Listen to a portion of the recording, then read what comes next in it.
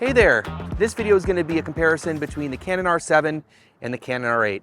Now this is a huge question for a lot of people out there because since the R8 got announced and since it started shipping, a lot of people are wondering which camera to go for because they're the same price. They're both $1,500 here in the US. Now I'm shooting on the R7 right now and I have owned this camera for a long period of time. I don't currently own it and I made a lot of videos on it, but I didn't have the camera for this video, so big shout out to B&H for letting me borrow it to make this video, so I really do appreciate that. Like usual, I like recommending B&H to buy your camera stuff from because that's where I buy all my stuff from, and I always leave links down in the description for you to check those things out. All right, so deep dive comparison, we'll go through all the nerdy details. This one is gonna be a really hard decision between these two, and it's only gonna really matter for you, so you need to keep track of what's important for you, and hopefully by the end of this, you'll be able to make a decision. So let's start out with looking at the image quality.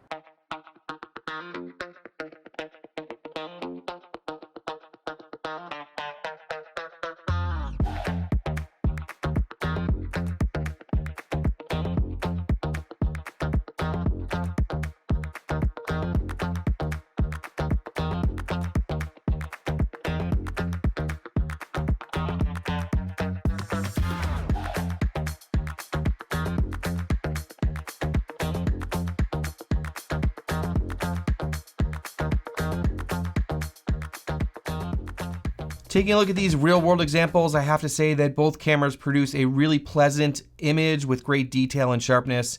Now I do want to mention that it's a little bit tricky when you're comparing an APS-C camera with a full frame camera like these two here because they have different fields of view. So a lot of people use a zoom lens and then just zoom in or out to get the same field of view on both cameras. But what I realized a long time ago was that zoom lenses have different sharpness at different focal lengths. So whenever I do these sorts of tests, what I do is I use the same focal length and the same lens on both cameras and then just move the camera to get a similar field of view. That way everything's as close as possible on the two tests. One thing I did notice between the two cameras is that the R8 has a little bit of a color shift compared to the R7. And I say that because I've worked with both of these cameras quite a bit. Now the R8 it's a little bit cooler. It has a little bit more blue and magenta in it and the colors just look different. And you can definitely notice this in terms of the skin tones. I think that the skin tones in the R7 are more accurate, more pleasing. I can definitely see that magenta shift going on more in the R8. So it's something that's easily correctable, but I just want to make you see that there is a little bit of a difference here. And in my opinion, the R7 looks a lot more accurate. So now I want to get into some pixel peeping and get kind of nerdy about this so we can see where the strengths and weaknesses are of these two cameras. So first of all, let's talk about the sensors. The R7 has an APS-C sensor that does 7K oversampled 4K, and the R8 has a full frame sensor that does 6K oversampled 4K. Now in the R8, you can only do the oversampled 4K, but in the R7, you have options for a line skipped mode, which reduces the heat demand on the camera and it reduces the quality as well. So we'll be looking at all that stuff here. Now, as we saw in those previous examples, I think the detail and sharpness was very similar because we have a 7K oversample and a 6K oversample, so we're getting a lot of detail and sharpness. So taking a look at 4K 24 and we zoom in here, in terms of detail and sharpness, as we said, no surprises here that they look very similar, but I do have to say the R7 is slightly noisier here. And this is not really a surprise because the R7 is a smaller sensor, and that doesn't mean that every APS-C sensor is going to be noisier than a full frame, but in this case here, I have to give a slight edge to the R8 in terms of the noise at the base ISO of 800. So now let's take a look at the 4K 24 line skipped. And the reason I want to talk about this is because the R7 will produce less heat in the 4K 24 line skipped. And if the camera does overheat, which is going to be a big part of the discussion in this video here about overheating, is that you can flip it into 4K 24 and it won't overheat. So that's great. Now let's take a look here at the 4K 24 line skipped of the R7 against the regular oversample 4K and the R8. And as you expect, the R7 looks worse here because you're line skipping it, you're not oversampling it as you are in the R8. Now I want to take a moment to talk about the crop mode in the R8 because the crop mode is a huge feature that I love to have in full frame cameras. And the R7 can only do a crop mode in 4K 60, whereas the R8 can do a crop mode in all of its 4K modes. Now this is really interesting because I want to see if the R7 has an advantage here being a actual crop sensor camera versus the R8 being a full frame camera that can crop in. Now keep in mind here, when we crop in on the R8, we're going to get roughly a 1:1 readout, and the R7 will still give you that 7K oversampled 4K in its natural 1.6 times crop. So taking a look here, I think they look very similar in terms of detail, sharpness, and noise. And I'm a little bit surprised because I thought the R7 would be better with that 7K oversample versus the R8 being a 1:1 readout. Next, let's talk about the slow motion modes in these two cameras because the R8 has a big advantage here. So the R7, when you're shooting in 4K 60, has two different modes. There's a line skip mode, which does not have a crop, so you're going to lose detail and sharpness and those sorts of things. Or there's a crop mode, which is an additional crop on top of the 1.6 times crop, and that'll give you roughly a 1-to-1 readout. But that mode, because you're using such a small part of an already smaller sensor, will give you a lot more noise. Now, the R8 can only shoot in that 6K oversampled 4K 60, so you're going to get a full frame readout with oversampling. So there should be a huge advantage here for the R8 over the R7 in terms of 4K 60. So taking a look at the R7 line skipped versus the R8, there's a huge difference here, as you might expect. Like I said, with the oversampled 4K full frame image versus the APS-C line skipped, huge difference. Now taking a look at a real life example here, I don't really actually see a huge difference in the real world, mostly when I'm pixel peeping. But one thing I noticed here was the R8 autofocus was slightly better, and so it could have just been this test, I'm not really sure, but I did want to point that out. But overall, the image is going to be a lot nicer when you're shooting in the 4K 60 on the R8, and you also have the ability to crop in on that as well. Next, let's talk about 1080p 120. Now, in Canon mirrorless cameras, there is a weird quirk because you have to set the camera to high frame rate mode. It will slow it down 4 times in camera and spit out the video in 30 frames per second with no sound. A little quirky, but if you're shooting in a 24 frame per second timeline, then you just slow it down to 80%, so you reduce the speed by 20%, and it works fine. Just got to be aware of that. So taking a look at the image here, the R7 looks sharper here, but also more noisy, again, smaller sensor. So again, that's how these two look when you are zoomed in pixel peeping. But taking a look at a real world example, I think they do look pretty similar. Now here, the R8 autofocus struggled a bit, so I'm not really sure what's going on with the autofocus and the slow-mo. It doesn't work exceptionally well in both these cameras. This was a small sample size, but I just want to point out that there were issues with just me walking towards the camera, shooting in slow motion. Now let's talk about low light, and I think a lot of you probably think that the R8 has this in the bag because it is a full frame camera, but let's take a look. Let me give you a few outlines for the test. I shot both the cameras with the RF 24-70 at 24 millimeters and C-Log3, custom white balance. I graded everything by hand. There were no color adjustments made, so you'll actually see the differences in the colors here. And the high ISO noise reduction setting is set to standard. I made a whole detailed video about the noise reduction settings in Canon cameras. If you're curious about that, I'll leave that down in the description with a bunch of other videos. And the reason why I left it on standard, because that's how it comes out of the box. So starting off at ISO 2000, you can see that the R7 has more noise, and this makes sense, like we said before, with the smaller sensor, and you can already start to see the difference in the skin tones. Now there's some cleaning up on both cameras at 3200, but you start to really see the difference between the two cameras as you go up in the ISO range. The R7 and the R8, there's a more significant difference, and you start to see a lot more noise, less detail, less sharpness, those sorts of things on the R7. The R8 definitely hangs in there a lot better. I wouldn't say it's an amazing low light camera, but it's definitely better than the R7. Next, let's look at dynamic range. Now, I didn't do a latitude test here because I've already compared the R6 II with the R7, doing that in previous videos, and the R6 II and the R8 have the same sensor. But I want to give you a quick example, which I always include, is of me in a dark room next to a bright window to show off the dynamic range here. So when I do this test, I expose for the highlights, and then I just grade it in post to try to see how much information I can see in the shadows. So taking a look here, there's not a big difference in the highlights, and I look here at the railing that's outside the window, and this is kind of a limitation of C-Log3. But the big difference is going to be in the shadows here, and if you take a look at the darker areas, you'll see there's more detail and less of a color shift with the R7. And I know this is weird, but I have to give a slight advantage to the R7. It definitely has a little bit more dynamic range than the R8. Next, let's talk about stabilization, which is a huge difference between these two cameras. The R7 has IBIS, the R8 does not. Now, I did a whole video recently about the stabilization in the R8 against the R6 Mark II because the R6 Mark II has IBIS.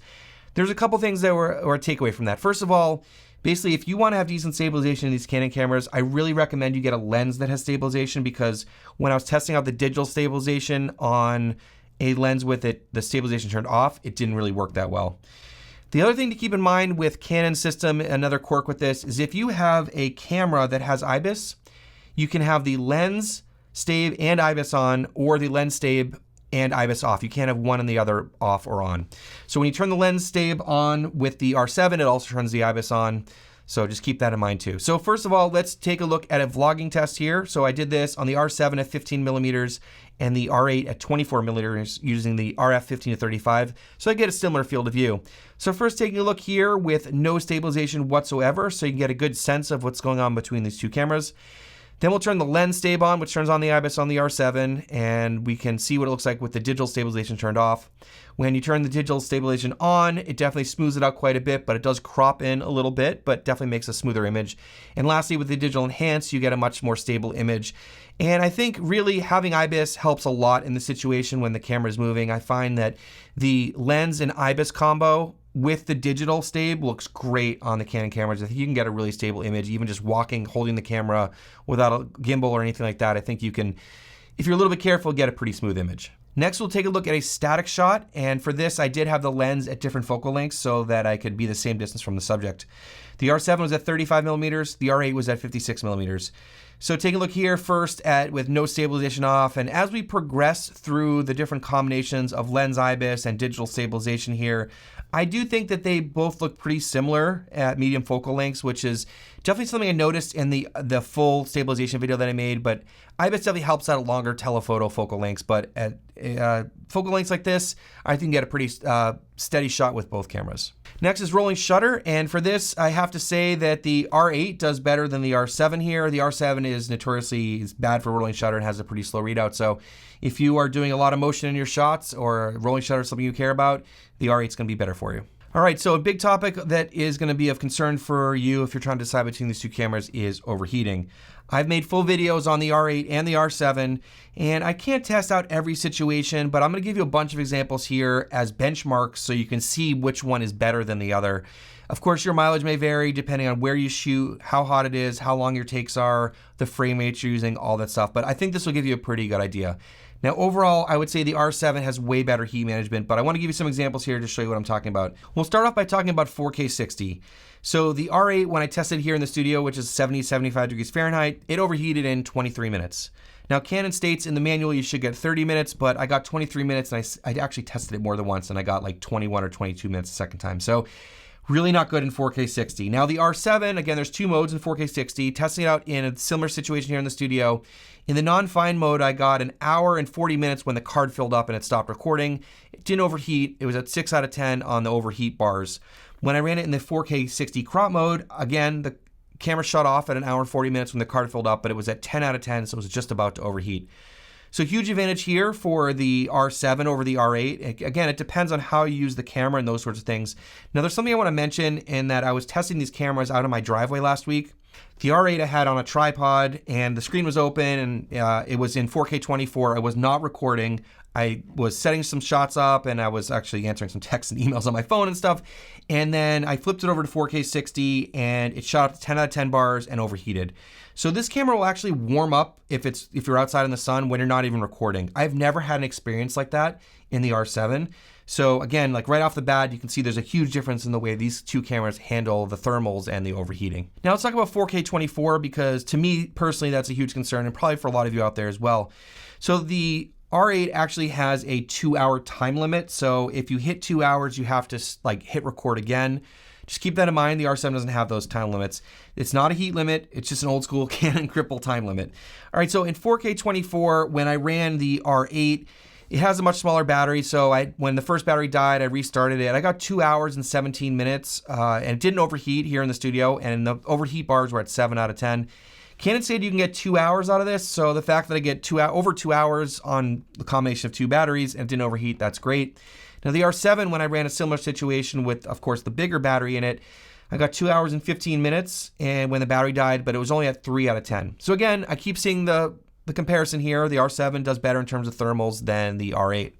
Now, one of the tests I did on the R8 was I plugged in USB-C power delivery and the camera ran for 3 hours and 19 minutes until the card was full and the overheat bars were at 7 out of 10. Again, I did have to stop and start the recording after 2 hours. Now, I didn't test the R7 in the situation, but I do think that if you are in a studio situation where it's not very warm, you could probably get away with the R8, but it makes me nervous seeing that it definitely gets a lot hotter than the R7. So if you're worried about long record times, reliability, those sorts of things, I would definitely recommend the R7 over the R8. So as I mentioned, there's a huge difference in terms of the battery life between these two cameras because the battery is way smaller in the R8. So I'm going to give you some run times here. The R8, I ran for 2 batteries and it ran for a total of 2 hours and 17 minutes. So it's an average of 1 hour and 8 minutes per battery. Versus the R7, I got 2 hours and 15 minutes in 4K 24. So huge advantage for run times on the R7. Now let's talk about the physical design and the ergonomics of the two cameras because they are fairly different. So first of all, the big difference is that the R7 is a bigger body and it has a much bigger grip. I really do prefer the grip on the R7 over the R8. The R8 is really small in your hands, and when you put a big lens on it, especially some of those big full frame RF lenses like the L lenses, it's a little awkward and definitely is pulling forward on your wrist because there isn't a lot to hold on to. A lot of people recommended putting a third-party battery grip on here, which is definitely an option, but I'm just talking about the actual designs of the cameras the way they come. So on the front here, there isn't too many differences other than you have a manual focus, autofocus switch, and a button on there. So taking a look at the tops of the cameras, they're fairly similar. There's just a couple of key differences here, which is really just personal preference in my opinion. The R7, you can turn it on and off with your right hand right here. You can turn it from off to on to video, versus on the R8, you have a photo video switch and then an off lock on switch. So again, that's personal preference, but you have your mode dials, your record button, and you also have your exposure control up here, which I usually set to shutter speed. Taking a look at the backs of the cameras, they have the same LCD and EVF. I know that the R7 looks bigger, it just has a bigger border around it, but same dimension and resolution, those sorts of things.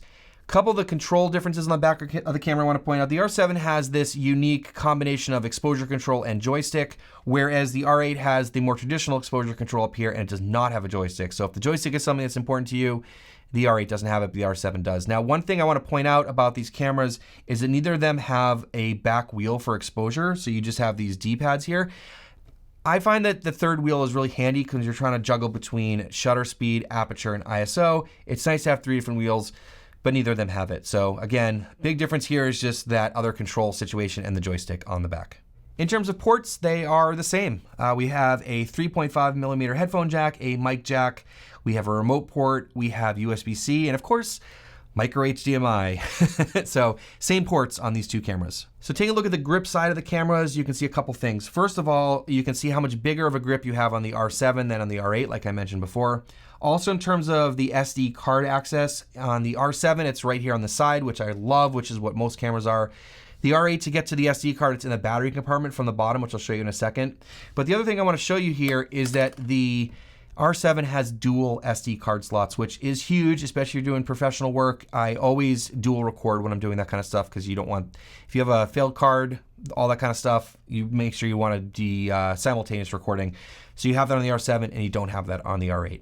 All right, now onto the bottoms of the cameras, which is not that exciting, but a couple things I want to point out. First of all, the R7 has the larger, like I said before, LPE6 NH battery. So this is the battery you find in a lot of the Canon full-frame mirrorless cameras. Lasts quite a while. I love the battery life on the R7 and some of the other, mirrorless cameras. This is a great battery. Now the R8, they put in the smaller LPE17 battery, which in my opinion was a big time mistake because this thing is tiny. It lasts half the time. It's very frustrating when you're shooting video, and it's something you have to be very concerned with, if you're out shooting. You can throw a bunch of these in your pocket, but it adds on to the cost of the camera if you have to buy a bunch more batteries because these are not cheap. And the one thing I also want to mention, which I said before, is that the SD card is here in the battery door, which there's only one of them. And the thing I don't like about that is if this is on a tripod or in a rigged out situation, it's just a little more awkward to get to sometimes. So I do prefer the side access for the SD cards and the fact that the R7 has 2 versus the R8 only has 1. Now, one of the big differences between these two cameras, like you probably already know, is the full frame sensor in the R8 versus the APS-C sensor in the R7. So I want to take a moment to talk about full frame versus APS-C because I think that's a big part of this discussion. So I want to dispel some myths and also give you some things to think about between these two. So first of all, there are some benefits of having an APS-C size sensor. First of all, you get longer reach, which in some situations like sports and wildlife, events, things like that, you can actually get your subjects bigger in the frame, which can be really helpful. Often in terms of lenses, they're going to be more affordable and smaller. It's not necessarily the case right now for Canon, but sometimes you can get cheaper and smaller lenses. Hopefully that will change in the future. We'll talk more about lenses in a minute. Now, a lot of people want to get to full frame because there are some benefits, and some of those include more control over the depth of field, right? You can get a more shallow depth of field if you're looking for that. Also, in most situations, you're going to have better low light performance. All right, so let's use this example here to show you a little bit about the differences between APS-C and full frame. So right now, I'm shooting on the R7 at 15 millimeters, and on the R8, I'm shooting at 24 millimeters. Now, these are fairly similar in terms of their field of view because of the 1.6 times crop factor on the R7. The reason why I chose 24 millimeters is this is kind of a common focal length that you might see people using in offices and small YouTube studios and stuff like that, because you're sitting fairly close to the camera and you want the room to feel as big as possible. So 24 millimeters is often pretty common. Now, the first thing I want to talk about here is distortion. So when you are shooting on a 15 millimeter lens versus a 24 millimeter lens, the 15 millimeter lens will have more distortion to it, regardless of what size sensor that it's projecting the image onto. So you can see on the R7, you can probably see the walls are not as straight as they are on the R8. Also, people's physical features and stuff look different on a wider angle lens. And then when you like stretch out your hands or move towards the camera, you can see that there is going to be different kinds of distortion going on when you have a 15 millimeter lens. Now, that's not to say that wide angle lenses are bad. It's a look. A lot of people like it because it feels more YouTube-y. It made really popular people like Casey Neistat, who always shoots on a super wide angle lens. So it can be a favorable thing. For me personally, I like a more standard look, a little bit less distortion, so I shoot on a slightly longer lens. So often in my studio here, I'm using a 28 millimeter lens on a full frame camera or an APS-C camera, Super 35 camera with a speed booster, so I can get a longer focal length so I can get less distortion. Again, personal preference, but if you have a full frame camera, you can use a longer focal length in a small space.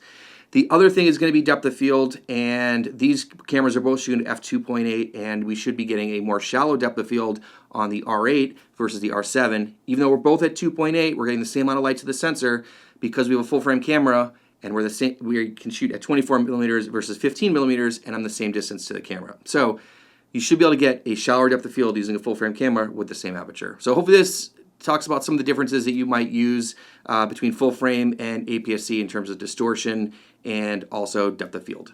I want to take a moment to talk about lenses. Now, I've talked about this in several other videos, especially with the R7. As of right now, you're more limited with the R7 in terms of native APS-C RFS lenses. Those are the crop sensor lenses. There really aren't that many on the market. I don't know if Canon's going to be coming up with more. I really hope they do. One of the issues is really on the wide end. We need some wider lenses for people doing stuff like this, talking to the camera, and also vlogging and other kinds of content creation. I made a video about my lens recommendations for the R7. The other thing with the R7 is you can use a speed booster. So something like the Viltrox speed booster or the Canon speed booster is an option. Then you can use full frame EF lenses to get a wider field of view, and you gain a stop of light. So that's an option as well if you have full frame EF lenses. Now you can use EF lenses on both cameras, so keep that in mind. But if you are going to be buying the full frame RF lenses, you're going to get more benefit out of them on the R8 just because full frame lenses, full frame camera, but you can use full frame RF lenses also on the R7. So the benefits of the smaller, cheaper, lighter APS-C lenses, there's not really a lot of them in the RF mount at the moment. Let's get on talking about the differences here, and I want to summarize this, and some of the stuff I've already talked about, but I want to sort of put it all together for you to sort of balance the two cameras against each other. So first of all, the sensors. The R7 has a 32.5 megapixel 7K sensor, and the R8 has a 24.2 megapixel 6K sensor. If you're doing photography and you want more resolution, the R7 has that for sure. Dual card slots in the R7, better battery life in the R7, better body size in my opinion. Some people like smaller bodies, but I like to have a bigger body with a bigger grip. We have IBIS in the R7, we have no time limits. One thing about these two cameras is there's a different high ISO level. Now, I don't recommend shooting at these ISO levels anyways, but in case you're curious, the R8 can go up to 102,400 and the R7 can only go up to 25,600. The R8 also has a pre-recording option which you can set, so it'll pre-record, so when you hit record, it'll record a few seconds before that, which is really handy in shooting sports and wildlife and events and stuff like that. It also has false color and focus breathing compensation. Now, the 4K non-fine mode in the R7 is really handy because If you do get the camera to start overheating, you can put it in that 4K non-fine or line skip mode, and it will lower the overheating possibility. You don't have that option in the R8. If you're shooting in 4K, you're shooting an oversampled 4K image. So overheating, as we mentioned before, is a big difference between these two cameras. The R7 performs a lot better. Now the R7 also has a mechanical shutter where the R8 does not. And for videographers like you guys probably watching this, and for myself, I don't really care so much about that. But one thing I love about the R7 is that when you turn it off, the shutter covers the sensor, which is a feature that I love, and it does not do that in the R8. So when you're switching lenses, I really like the fact that we have a mechanical shutter just to cover up the sensor. The R8 also can shoot in 1080p 180 frames per second versus the R7 can only shoot in 1080p 120 frames per second. So if you're looking for that, the R8 has that. As I mentioned earlier, you also get the crop mode in all of the 4K modes in the R8 versus only crop mode in 4K 60 on the R7. So as you can see, there's quite a few similarities and differences between these two cameras. So if you go with the R7, what do you get? Well, you get better battery life, you get less overheating, no record limits, mechanical shutter, IBIS, you get the bigger grip and better ergonomics, you get dual card slots, you get more megapixels for photos, you get the APS-C sensor, which in some people is a bonus for, as I said, like wildlife events, those sort of things. And in my opinion, you get more accurate colors. So what do you get if you go with the R8? Well, you get a full frame sensor. Like I said before, there's a couple of advantages there. You get less distortion on the wide end, you get better low light performance, and you also get more control over your depth of field. Now the R8 has a smaller body, which could be a pro for some people if you're looking for a really small body. The R8 is going to be better in low light. It has a slightly cleaner image in terms of noise. You get that oversampled full frame 4K 60, you have focus breathing correction, and you also have false color. All right, so as you can tell, it is a really tough decision between the R7 and the R8, and hopefully you can keep it score at home so you know which camera to buy. These cameras are the same price. They're both $1,500 here in the United States. As of recording this right now, the R7 is $100 off, but that's just a sale. They are generally both going to be the same price in terms of their retail cost. Why would you go with the R8? Well, I think the big selling point of the R8 is the full frame and oversampled 4K 60. And if you really want full frame, then you're going to want to go with the R8. If that's for video or photo, there's a lot of advantages in photography as well for having a full frame camera. But there are some advantages, as I said before, about having an APS-C camera. You give up a lot with getting that full frame sensor. You're going to give up a lot of reliability in terms of run times and overheating and stuff like that. Also, the time limit. The fact that the R7 is a lot more reliable for overheating, longer run times, dual card slots, and in my opinion, a little bit more accurate color image. It's a really tough call. Hopefully this helped you out. And if you did appreciate that, I would really consider you hitting subscribe. And thank you so much for watching. We'll see you in the next one.